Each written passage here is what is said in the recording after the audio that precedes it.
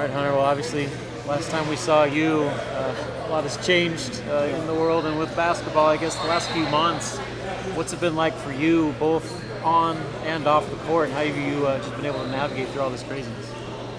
Really, the last few months, I feel like it's been good for me because I've been being able to get in the gym a lot.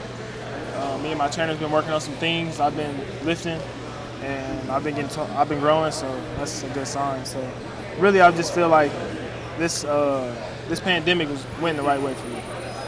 See, I know a lot of kids didn't get the opportunities they normally would with the AAU season being essentially shut down.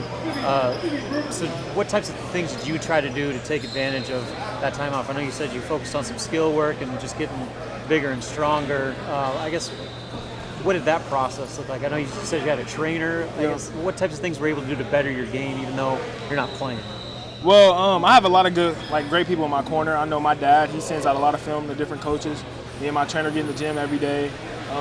My mom helps me with different things, and really just having the right people around me has really helped me. So, obviously, despite not being able to play a lot of AAU, your recruitment has not slowed down whatsoever. I guess, has that been maybe a surprise to you that you've been able to continue to pile in offers even though coaches haven't had as many opportunities to see you in person? Well, it kind of was a surprise because I know a lot of schools told me this is a hard time for them. I know a lot of the schools that I've recently been talking to said they never offer kids without seeing them in person. So I guess I was the first.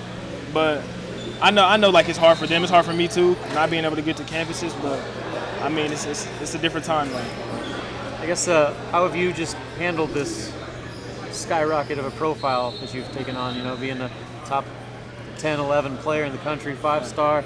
Everybody's talking about you. Everybody's tweeting at you, blowing you up. I guess, how do you just process the quote-unquote celebrity that comes around with being a recruit of your profile?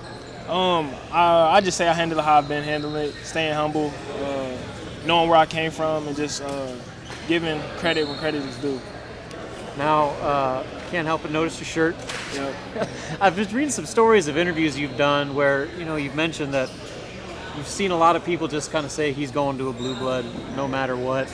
I guess, where does Nebraska sit with you currently, and are they a legitimate option for you still? Oh, yeah, for sure. I know Nebraska's still up there. I know I want to go to a place where it's a good fit. When I went on my visit, it felt like a good fit, so they're definitely up there. Now, obviously, your offer list is pretty big right now. You have the opportunity to potentially sign this fall.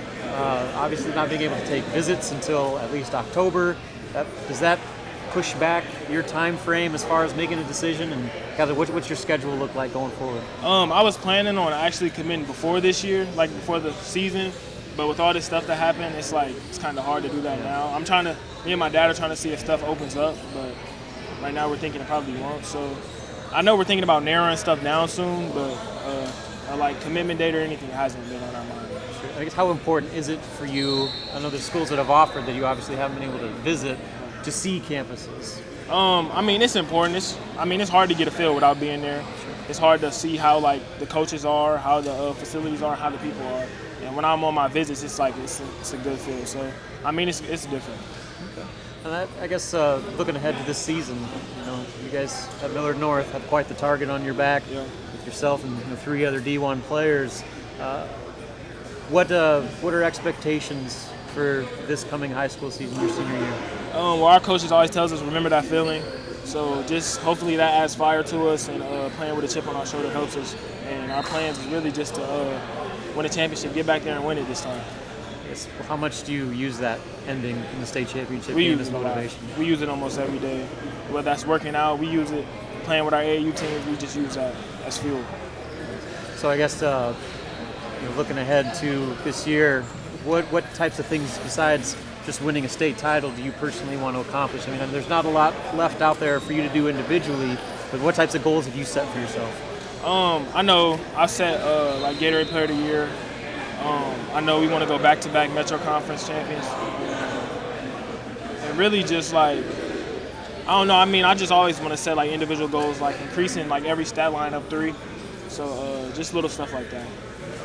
I guess we were talking with Jason Green earlier, and he said that you guys were definitely 100% winning state this year.